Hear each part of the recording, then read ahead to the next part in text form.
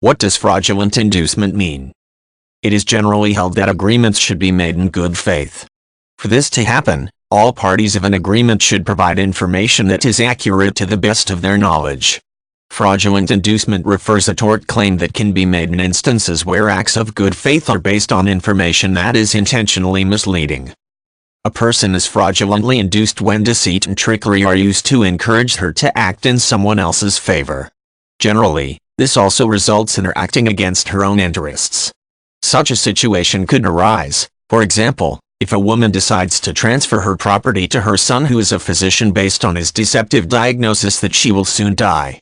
Since she was intentionally misled, she may have the right to seek damages for losses that occurred. In order for a person to successfully claim fraudulent inducement, she must show that her reliance on the provided information was reasonable. In the above-mentioned example, the woman's belief in her son can be justified by the fact that he is a medical professional. If, however, her son was a painter, it may be difficult for her to convince a court that she had good reason to rely on his assessment of her health.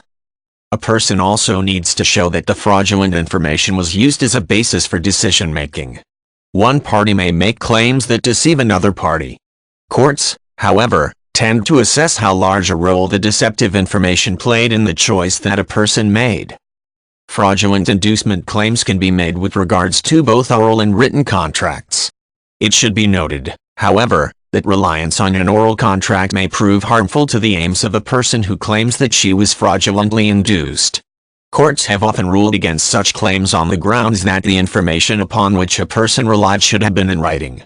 Courts have also ruled against cases in which an oral contract includes statements that are contrary to same matters that are addressed in a written contract.